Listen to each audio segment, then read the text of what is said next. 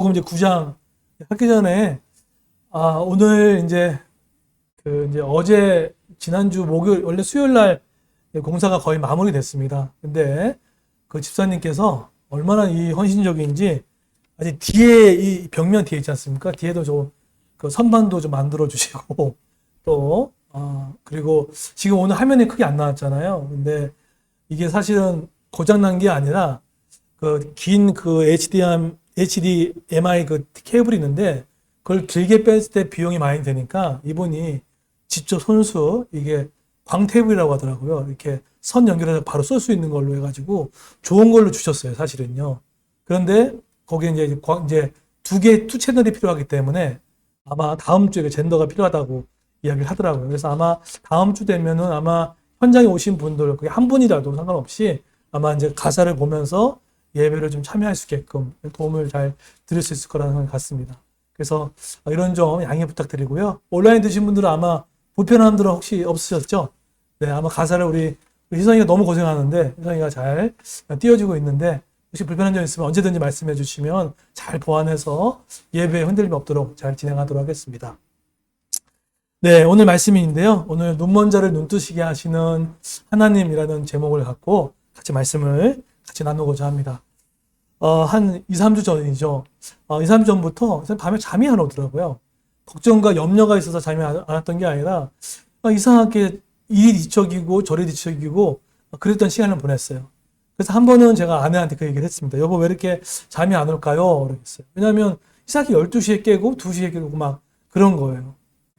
그래서 저는 이제 그것이 그냥 낮에 낮잠 잔 것도 아닌데 왜 잠이 안 올까라고 생각을 했는데 이불의 문제인가 막 그런 생각도 해보고 했는데 나중에 알고 보니까 그게 대상포진이었더라고요. 그래서 몸이 좀 가렵고 또 통증도 있었고 뭔가 욱신거리고 그 부분이 있었더라고요. 근데 이것이 처음엔 몰랐다가 나중에 알게 됐고 또 교회 공사를 지난주 수요일날 마치고 나서 그 부위가 좀 많이 올라오는 것들을 하면서 좀 아프더라고요. 아픈 부분이 있었고 그런데 또 지난주 같은 경우는 좀 아프다 보니까 제가 금요기도회를 또 못하는 일까지 생기더라고요. 그러니까 앉아있으면 뒤에 통증이 있어가지고 이제 이렇게 기대지 못하겠더라고요. 그래서 좀 그런 부분 때문에 양해를 좀 구했는데 근데 참 감사한 게 뭐냐면 제가 성도님께 또 저희 페이스북 하는 우리 패친한테 글을 올려서 이제 주변 상황들을 얘기를 하고 기도를 부탁했는데 많은 위로를 해주셨어요. 많은 격려를 해주셨습니다. 어떤 장로님은, 어떤 집사님은 지금 어디죠? 제가 충북인가요? 거기서 지금 사과 농장을 하시는데, 목사님한테 즙을 좀 보내주고 싶다고. 딱 2개만 먹으면 해결될 수 있다. 무슨 약장서 같이. 그런 분도 계시고. 물론 제가 암묵히 거절은 했는데, 그분도 힘드시기 때문에. 어쨌든 그런 분도 계시고. 또 어떤 제가 잘 아는 목사님은 제 글을 보셨는지, 그 부정한 병에 걸렸다고, 우스갯소리로. 그렇게 나병 환자다 막 이렇게 이제 농담도 하셨지만 결국은 저한테 정관장도 보내주시고 막 그러시더라고요. 그래서 그러니까 아마 이런 분도 계시고 뿐만 아니라 거기에 제가 댓글 달려있는 분들이 한 두세 분이 장로님이신데 그분들도 자세하게 그걸 써주더라고요. 아마 아플 겁니다. 통증이 있을 겁니다. 라고 하는데 저는 사실은 대상포진을 결려본 적이 없기 때문에 그게 그렇게 아픈지도 몰랐는데 그분들의 이야기들을 이렇게 듣다 보니까 이게 가볍게 여기면 안 되겠구나. 그래서 제가 조금 더 사역을 스탑하고 좀 쉼을 가졌고 했던 것 같아요.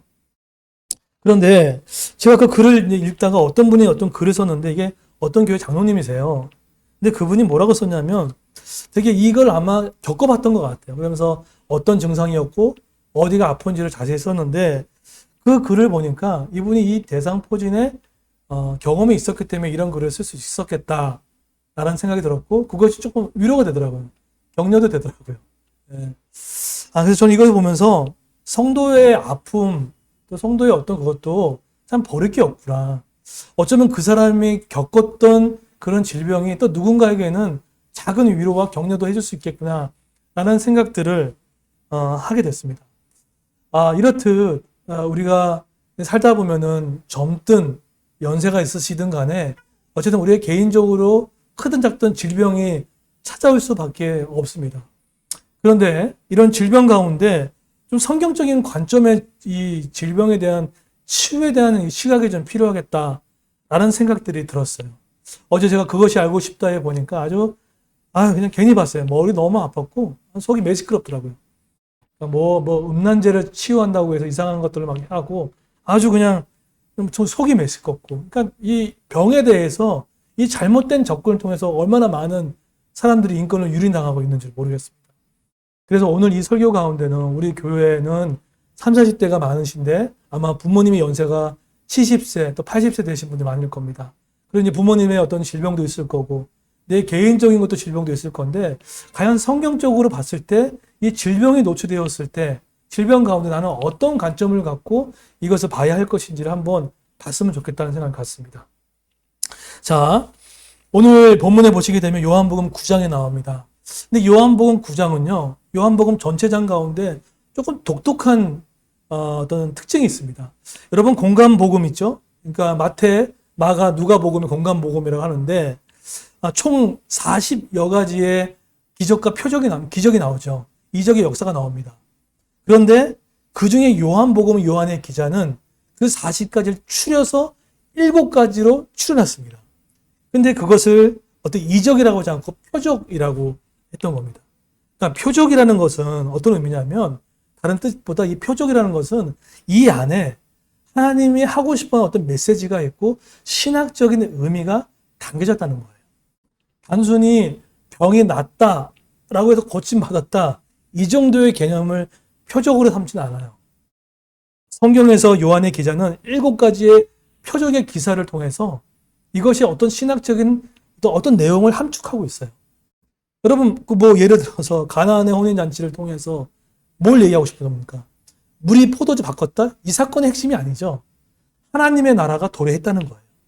그러니까 하나님의 천국은 저 세상만 있는 것이 아니라 이 땅 가운데 들어와서 지금도 역사하고 있다는 것에 대해서 얘기하고 있는 사건입니다. 그리고 38년 된 병자를 통해서 하나님은 능치 못하시는 것을 보여주시고요.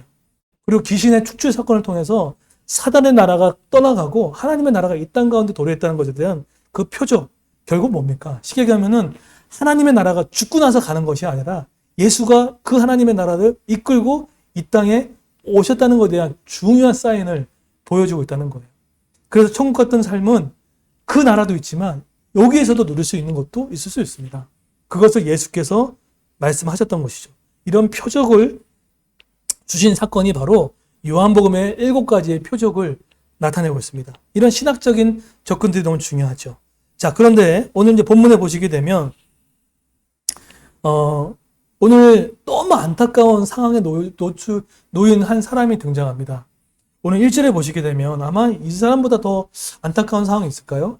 1절에 보시면 예수님께서 걸어가실 때 나면서부터 앞 못 보는 사람을 보셨습니다라는 거예요.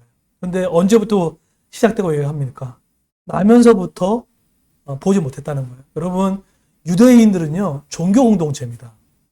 그렇기 때문에 앞을 못 봤다는 얘기는 3가지를 못해요. 첫 번째 뭡니까? 사회적인 관계를 못하죠. 그죠? 사회적인 관계를 못한다는 거는 또 생계수단이 없는 거예요. 두 번째로 영적인 부분에서도 소외 대상이 됩니다. 그러니까 이렇게 회당에 와서 말씀을 듣고 싶어도 올 수가 없어요. 마치 코로나 때문에 코로나가 양성이 돼가지고 교회를 못 오는, 다른 데 못 가는 것처럼 영적인 회당에 올 수가 없는 거예요. 기도도 안 되고 찬양도 할 수 없고 그런 소외된 사람입니다. 그리고 더 안타까운 건 이때의 질병은 하나님의 심판이라고 여겼습니다. 그러니까 사람들이 봤을 때 이 사람을 보고 어떤 생각하겠습니까? 저 사람은 정말 그러니까 주변이 봤을 때 이 사람은 이 일을 어렸을 때부터 지금까지 성년에 이르기까지 이런 3중 소외를 겪었던 안타까운 사람인 거예요. 네. 앞을 못 보는 것도 힘든데 그 아픔을 공유할 수 있는 공동체도 못 나가고 사회적인 생활도 못하고 소외당하고, 이 사람보다 이 사람보다 지금 아픈 현실이 있는 분 여기 지금 여기 계십니까? 이런 상황이에요. 그런데 제자들이 질문이 생겼어요. 질문이 있는 건 너무 중요하거든요. 제가 지금 유튜브 하면서 제목을 가만히 보시게 되면 질문을 던지고 지금 그 답을 주는 설교를 하고 있거든요. 그런 식으로 방향을 잡았는데 지금 제자들이 묻습니다. 근데 뭐라고 묻냐면 2절에 보시면 선생님, 이 사람이 이렇게 앞 못 보는 사람으로 태어난 것이 누구의 죄 때문입니까? 이 사람 때문입니까? 아니면 부모 때문입니까? 여러분, 이 질문은 되게 엉뚱한 질문이 아니에요. 구약 시대에 보게 되면, 구약과 신약 시대에 보게 되면 어떤 한 사람의 장애를 입은 것은 구약 시대 때 출애굽기 4장이나 신명기 32장에 보게 되면 하나님에게 죄악을 저질렀기 때문에 장애를 입었다. 이렇게도 하고요.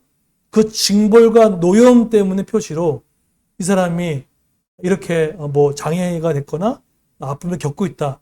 이런 사고가 지배했어요. 더불어 신약 시대에도 동일하게 그런 사고가 비일비재했습니다. 따라서 제자들이 지금 이렇게 얘기하는 것은 뭔가 이렇게 엉뚱한 이야기 아니에요. 그래서 머릿속에 뭐가 있는 거죠? 저 사람이 앞을 못 보는 건 하나님이 치셨기 때문에 저랬다라는 사고가 가득했다는 거예요. 그러니까 어르신들 중에 이런 사고 갖고는 많이 계세요. 내가 아픈 거 짚고 내 죄 때문에 그런 것 같고 그런 것 때문에 하나님을 되게 두렵게 생각하는 분들이 꽤 있어요. 자, 그런데 좀 정리할게요. 그러면은 정말 하나님의 그런 심판이 없는 건가? 라고 했을 때 여러분 네 가지로 볼 수 있습니다. 첫 번째로 실제로 죄가 원인이 돼서 하나님의 노임을 받는 경우가 있습니다. 이 경우가 어떤 거냐면 질병이 죄의 결과 때문에 오는 결과도 있을 수 있다는 거예요. 언제냐? 예를 들어서 베다스의 그 목가에서 질병을 고치고 나서 예수님이 하셨던 말씀이 있었어요. 뭐라고 했죠? 다시는 죄를 범치 말라. 그리고 또 중풍에 치유하고 나서 내 죄사함을 받아놓으라. 물론 영적인 치유분도 있지만 그 질병들이 어떤 죄가 있을 경우에 생겨서 나타났다는 것에 대한 첫 번째 현상이 있습니다. 두 번째로 지신의 영향력을 보는 경우가 있어요. 그러니까 내가 지금 몸이 아프고 또 그런 것에 대해서 귀신의 영향을 보는 경우예요.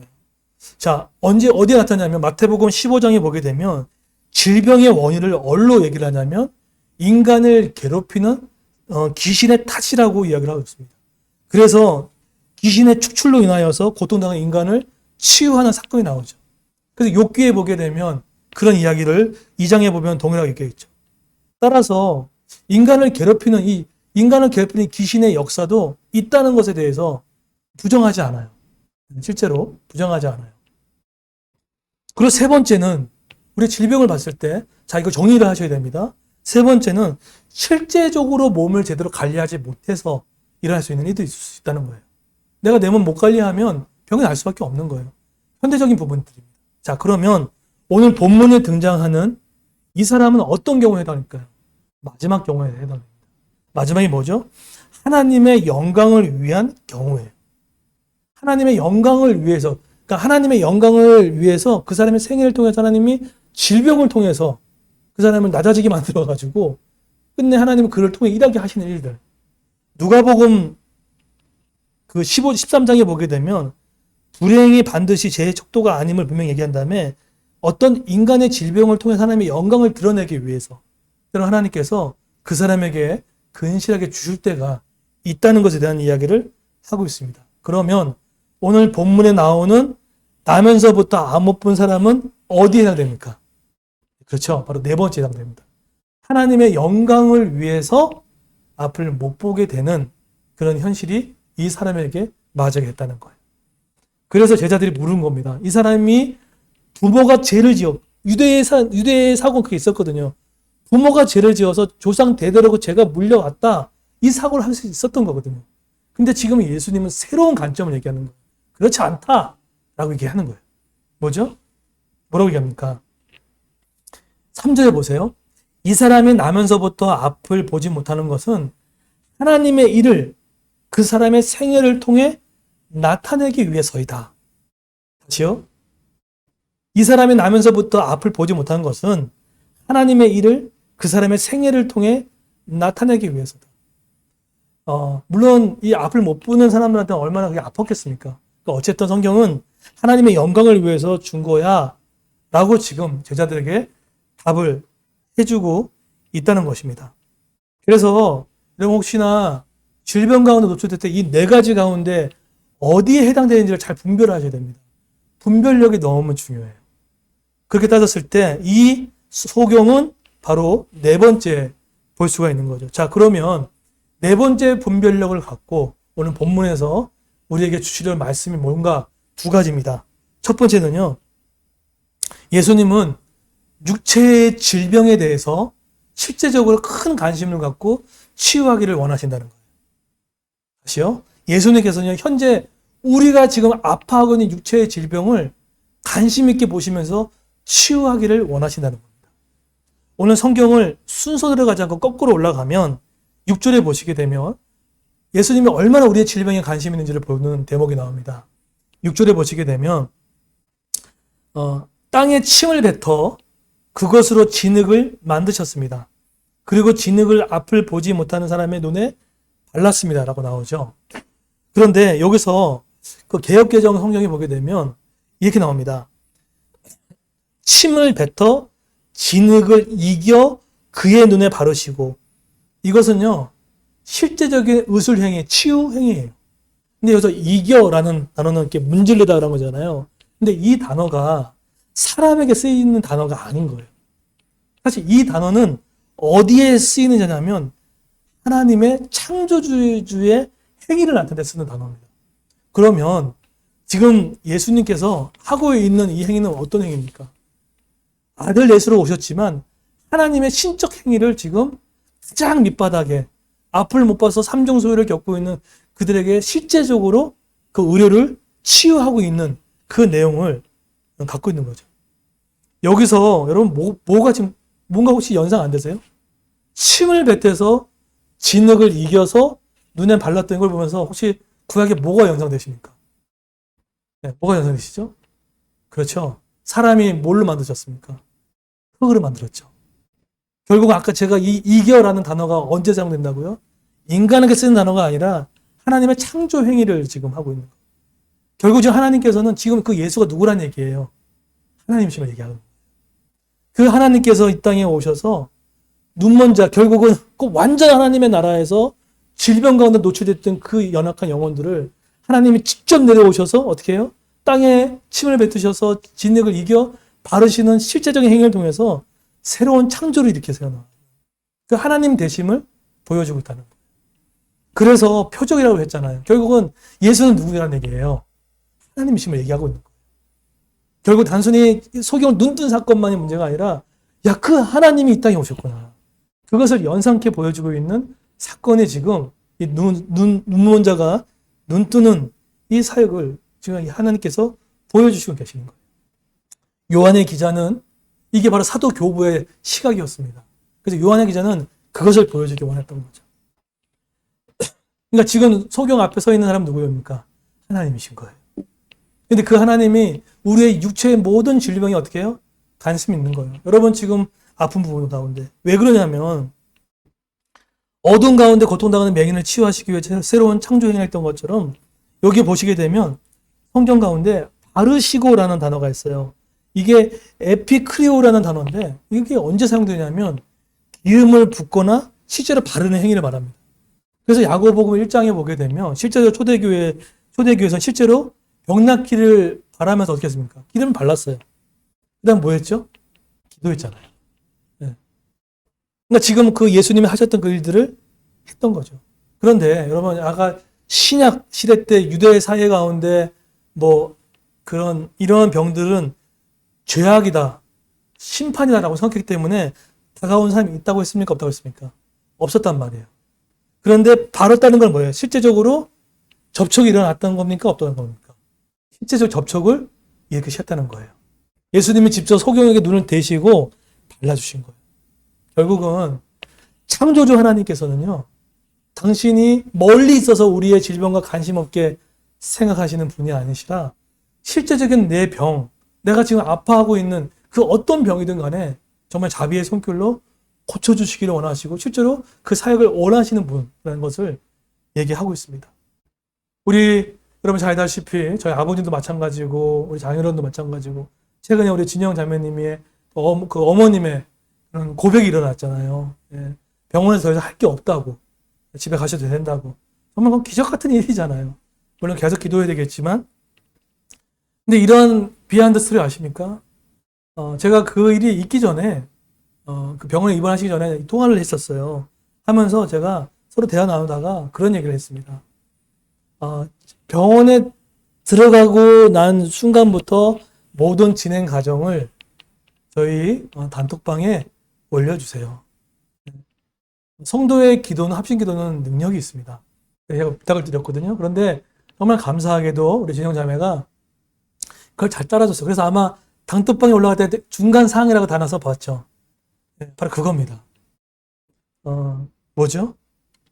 그거를 이게 부끄럽고 그냥 나만 하면 어떡하나, 그게 아니에요. 교회는 이 예수님이 하셨던 것처럼 교회는 그리스도의 몸이기 때문에 함께 기도할 때 그것이 손을 대어주시는 치유의 사건들을 하는 중요한 행위라는 거예요. 그래서 여러분 정말 부끄러워하지 마시고 단톡방이 어려우시면 가정교회를 통해서라도 어쨌든 오픈하셔야 됩니다. 너무 작은 거는 직인을 통해서 말씀하는 상관이 없는데 병나키를 놓고 강구하는 거, 치유하는 거 듣고 절대로 부끄럽게 여기는 일이 없도록 하셔야 돼요. 그래서 저는 우리 그레이스 교회가 두 가지 은사를 주시고, 한 가지는 태의 문을 열어주는 은사도 주셨고 병의 치유의 은사를 하나님 많이 주신 것 같아요. 그래서 여러분 절대로 병을 숨기지 마시고 같이 기도를 들고, 제가 부끄럽지만 자꾸 대장포진이다 뭐다 얘기하는 거는 여러분 마음에 죽은 거 아니에요. 같이 저도 기도를 받아야 되고 함께 하나님의 자비의 손길로 치유함을 받아야 건강하게 목회할 수 있기 때문에 된 것이라는 거죠. 혹시 부모님이 아프신 분도 있지만 혼자 짊어지지 마십시오. 또 이것이 비단 꼭 육체의 질병뿐만 아닙니다. 앞을 못 보는 것처럼 인생의 앞을 안 보이는 분들도 계세요. 그런 분들도요, 기도를 부탁하는 거예요. 눈으로 보여주는 것도 답답하지만 내 인생 가운데 앞이 안 보이는 것도, 미래가 안 보이는 것도 답답한 거거든요. 그럴 때도 같이 기도하고 나서 하나님 이거 열어달라고, 영적으로 눈을 열어달라고. 또 한 가지, 믿는 분들 중에 마음의 문이 열리지 않은 분도 있습니다. 그것도 눈도 하나님 열어주셔야 됩니다. 예수를 믿어도 영적인 눈에 안 떠있는 분들도 놓고 기도하는 게 필요합니다. 그래야 하나님이 눈뜨게 하시는 거죠. 되게 중요한 부분이라고 생각을 갖습니다. 그래서 예수님은 우리가 눈뜨지 못하고 그냥 깜깜한 이 부분 가운데 육체의 질병뿐만 아니라 우리 가운데 치유하시기를 반드시 원하신다는 거예요. 혹시나 나는 건강한데 그러면 혹시 아픈 분 계시면 그 타인을 위해서라도 놓고 기도해 줬으면 좋겠어요. 그게 혼자 기도하게 되면 말씀해 주십시오. 함께 모아서 기도할 테니까요. 너무나 중요합니다. 자, 그리고 두 번째로 오늘 본문에서 첫 번째는 예수님은 실제적으로 우리의 육체의 질병을 관심 있게 치유하시기를 원하시다는 거예요. 두 번째는요, 예수님은 하나님의 일을 드러내기를 원하신다는 것입니다. 자, 오늘 3절에 보세요. 반복되고 있지만 3절에 보시면 제자들의 물음 가운데 부모의 죄 때문입니까? 이 사람 때문입니까? 제 영역으로 자꾸 정죄를 갖다가 아니다 라고 했죠. 뭐 때문에 한다고 그랬죠? 하나님의 일을 그 사람의 생애를 통해 나타내기 위함이다 라고 합니다. 여기서 하나님의 일, 이게 뭘까요? 여기서 하나님의 일은 에르가라고 합니다. 에르가, 헬라어로 에르가, 이걸 복수형으로 가면 에르곤이라고 하는데, 여기서는 부모와 어떤 죄가 아니라 이것은요, 인간의 모든 행위, 또 마귀의 일을 멸하시는 일들, 그걸 뜻합니다. 그래서 여러분 본문을 가만히 읽다 보면은 사실 이 사람이, 우리가 사진을 봐서 남자인 줄 알지만 그가 남자인지 여자인지도 몰라요. 나이가 언제인지도 잘 몰라요. 이름도 없어요. 그렇죠? 그런데 성경은 이 사람을 향해서 어떤 단어를 사용하지 않아요. 어떤 단어를 사용하지 않는데 본문에, 이 히브리어 그 헬라 본문에 들어가면 이 사람을 지칭하는 단어 중에 뭘로 사용되냐면 인류라는 단어를 사용합니다. 결국 그 얘기는 뭐냐면 이 사람은 단순한 한 사람의 압을 못 부는 그 이야기만 끝내는 것이 아니라 결국 하나님을 떠나서 앞을 못 보는 모든 인류를 향한 대상을 지칭하고 있다는 것을 말하고 있습니다. 결국 여기서 말하는 하나님의 일은 뭐냐면 인류 구원을 위한 하나님의 계획, 그것을 뜻합니다. 그래서 나중에 이 사람이 예수의 제자가 되어지는 일들이 생기죠. 또 예수님을 증언하죠. 결국은 이 사람은 부모도 어떻게 할 수도 없었고 소경도 어떻게 할 수 없었지만 이 아무것도 할 수 없었지만 외부적인 구원이 없다면 할 수 없는 그 일을 하나님의 구원의 역사를 통해서 할 수 있는 거죠. 어쩌면 온 인류는 또 우리 여기 앉아서 예배드리고 온라인 예배드리는 어떻게 보면 우리도 영적인 소경대제였습니다. 우리는 예수님이 오시기 전까지 인격적인 예수님을 만나기 전까지는 우리는 복음도 몰랐고 뭐가 예수 믿는 것도 몰랐던 사람이었습니다. 그런데 그 하나님께서 아들 예수를 보내심으로 말미암아 십자가에 죽으시고 달리심으로 인해서 뭐 했다고요? 우리를 눈뜨게 한 사건이 바로 구속사역입니다. 바로 오늘 하나님께서는요, 그 일을 누굴 통해서요? 아들 예수를 통해서 하는 것뿐만 아니라 또 그 다음에 누구한테 연결됩니까? 이 사람을 통해서. 앞을 못 보는 이 사람의 생애를 통해서 그 일을 지속하는 놀라운 그런 일들이 지금 진행되고 있습니다. 그 4절에 보세요. 뭐라고 합니까? 우리는 낫이 계속되는 동안 나를 보내신 분의 일을 계속해야 한다.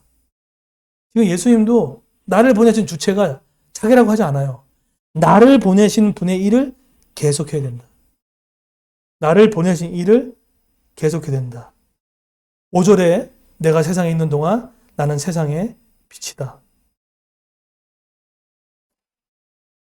결국은 이 고난의 십자가에 지어져야 할 사람들이 오고 구원의 복음을 예수님뿐만 아니라 또 이 사람을 통해서 드러내기를 원하시는 그 인류 구원의 복음을 얘기하고 있다는 것입니다. 여러분 그러면 이제 이런 질문을 할 수가 있어요. 우리도 실제로 앞을 못 보는 소경이 맹인 우리 장애분도 계시는 것도 시각장애인 분도 계시지만 아마 온라인과 우리 현장 예배 드는 분 중에 실제로 우리 눈에 앞이 안 보이는 분들도 계실 겁니다. 미래 예측하는 게 쉽지가 않거든요. 저도 하루에 몇 시간씩 뭐 시대를 분석하고 대안을 짜내고 공부를 많이 하긴 하더라도 어떻게 될지 몰라요. 그런데 근데 근데 이렇게 살아가고 있는데 그런데 왜 갑자기 근데 이렇게 이런 상황 가운데 왜 나에게 하나님을 잘 믿고 있는데 왜 앞을 못 보는 이 상황들이 자꾸만 생길까 이렇게 고민되는 분들이 있습니다. 나는 예배도 잘하고 나는 기도도 잘하고 있는데 왜 나는 여전히 앞을 못 보는 이런 상황이 있을까? 라고 했을 때 하나님은요 사칙 연산을 통해서 우리에게 일을 하신다는 사실을 꼭 기억하셔야 됩니다. 그게 뭐냐면 하나님은요 여러분 분별함이 필요합니다. 내가 만약에 하나님 앞에 마음을 다하고 있고 기도에 다함이 있고 말씀에 다함이 있는데 하나님 이상하게 내 길을 막는 것 같고 이상하게 자꾸만 여리고 성벽처럼 강하게 막혀 있다는 혹시 그런 느낌이 있으면 만약에 내가 떠나지 않는 이상 그런 일이 자꾸 생기면 지금 하나님이 여러분을 통해서 지금 뺄셈이 시작이 됐다는 거예요. 뺄셈이 시작됐다는 거예요. 여기서 말하는 하나님의 뺄셈이 뭐냐면 하나님께서요. 당신의 일을 감당하기 위해서 뺄셈을 시작하십니다. 중요한 건 내가 가지고 있는 걸 통해서 일을 안 하시고 내가 빼내야 할 것들을 빼내시고 나서 그 다음부터 뺄셈을 통해서 하나님의 곱셈과 나눗셈을 통해 하나님 일을 하시는 때가 있습니다. 어쩌면 이 소경된 자는 하나님의 영광을 드러내기 위해서 어쩌면 하나님의 뺄셈에 들어간지 몰라요. 나중에 예수님 또 제자가 되고 복음을 더 증거하는 일들로 되어져 있지 않습니까? 그래서 분별이 중요합니다. 내가 여전히 하나님 앞에 예배하고 있고 기도하고 있는데 앞을 보이지 않는 이런 현상이 있다면 기뻐하셔야 됩니다. 기뻐하셔야 돼요, 사실은. 왜냐하면 하나님의 뺄셈을 통해 또 더 나눠주고 또 복이 되어주는 곱셈의 인생이 들어가고 또 남한테 나눠주는 나눗셈의 인생이 되어가는 그 순간 하나님이 뺄셈을 통해서 간다는 거예요. 이 시간이 없으면요, 하나님 일을 하지 않으실 때가 참 많이 있습니다. 그래서 저는 오늘 이 사람을 통해서 하나님의 역사했던 것처럼 우리 그레이스 교회 공동체 안에도 정말 이런 것들이 정말로 일어나는구나라는 생각이 듭니다. 만약에 12월 달에 교회 이전이라는 사건이 터지지 않았다면 그런 생각을 해봤어요. 교회 이전이라는 그 사건이 일어나지 않았다면 지금 거의 140명 되는, 좀 많이 올라왔잖아요. 그 140명이 되는 그 영혼들이 있었을까? 근데 심지어는 저한테 교회적으로, 저 개인적으로 뺄셈이었는데, 그걸 통해서 그 140명 영혼들이 왔단 말이에요. 근데 그 중에는 어떤 분은 거기에 막 댓글을 달고 예배 참여한 분도 계세요. 심지어는 우리 우성이 또 고모님도 오늘도 댓글을 달아주셨어요. 네, 3주 전에 말씀을 들었는데 새벽에 몇 번 참여하는데 많이 와닿았다고 얘기도 해주시고, 그리고 또 우리 권사님 얘기 들으니까 사우나에서, 예전에 지금 말고요. 예전에 사우나에서 전도했던 분이 계신데 그분이 지금 그거 설교를 듣고 있다고 얘기하고. 그러니까 틀림없이 교회적으로는 마이너스였단 말이에요.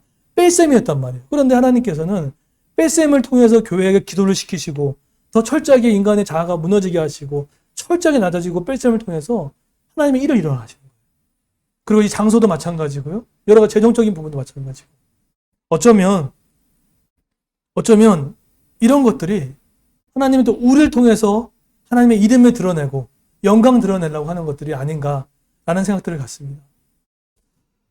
저는 바라고 원하건대 그런 마음들이 있습니다. 며칠 전에 하나님께 어떤 장로님 한 분 부모님이 이제 소천하셨습니다. 연세가 90 넘으신 분인데 저도 기억하는 권사님이세요. 그런데 그 권사님, 이제 장로님이 글을 올리셨고 그 밑에 댓글이 이제 많이 위로의 조문의 글이 많이 남겼습니다. 저도 댓글을 달렸는데, 근데 어떤 분의 댓글이 저한테는 마음에 남았어요. 그 댓글이 뭐였냐면 이거였습니다. 장로님, 하나님의 위로하심과 또 은혜가 있기를 소망합니다. 라고 이렇게 하고 나서 그분이 이런 얘기를 했어요. 자기도 40대 중반을 넘다 보니까, 어린 나이긴 하겠지만요. 40대 중반, 50대 이제 초입에 들어가다 보니까 내가 앞으로 죽고 나서 갈 천국에 소망이 있다는 것이 점점 위로가 됩니다. 그런 글을 남겼더라고요. 그래서 저는 다시 돌아와 봤어요. 뺄셈 같은 교회 일이 없었고, 뺄셈 같은 일이 우리에게 만약에 없었다면, 저에게도 그런 뺄셈 같은 일을 통하여서 이 사람들을 구원하려고 하는 이 부분이 생겼을까? 그리고 우리 140명이 넘는 우리 안에 들어왔던 분들 중에 60에 70대가 많은 걸로 알고 있어요. 근데 그분들도 어쨌든 이 설교를 통해서 찐말TV를 통해서 말씀을 듣고 있을 때 천국의 소망을 바라보지 않을까. 이런 마음 들고. 결국은 뭐가 자꾸 이어지는 거죠? 예수님을 통해서 그 사람을 통해 일을 하셨던 것처럼 하나님은 작은 앞을 못 보는 그 상황을 통해서 또 누군가를 살려나가는 일을 통해서 이어나가는 것들을 보게 되어집니다. 우리 작은 도서관도 마찬가지죠. 우리가 뺄셈에 12월 달에 있었지만 또 낮아지는 부분도 있지만은 또 이 일에 동참하는 분들도 몇 분이 동참하셔서 1만의 선교 후원사가 되겠다는 사람도 좀 생기고 그런 일들이 자꾸 생기고 있습니다. 그래서 여러분, 오늘 예수 그리스도께서 오늘 이 사람을 통해서 사실 그 하나님의 영광을 드러내는 것처럼 앞을 못 보는 뺄셈 같은 인생 가운데 하나님은 우리 가운데 다른 인생을 준비하시고 또 하나님의 일을 감당하기 위해서 일을 했다는 그런 작은 믿음, 그런 하나님의 신뢰함을 갖고 살아가는 저와 여러분 되기를 예수님으로 축원드리겠습니다. 말씀을 결론 맺도록 하겠습니다. 오늘 요한복음의 9장의 이 표적의 기사 가운데 하나님은 실제적으로 우리의 육체의 질병에 관심을 갖고 우리가 치유하시길 원하신다는 겁니다. 두 번째로 예수님께서는 이 실제적인 이 일을 통하여서 하나님 우리의 생애를 통해 하나님의 이름을 드러내기를 원하시는 것을 기억하여 주셨으면 좋겠습니다. 그래서 우리가 우리의 작은 생애를 통해서 인생의 마이너스를 통해서 하나님의 일하실 것을 기대하고 하나님의 뺄셈이 누군가에게는 곱셈과 또 나눗셈을 통해 나눠지고 복되게 해주는 놀라운 역사가 일어나기를 예수의 이름으로 축원드리겠습니다.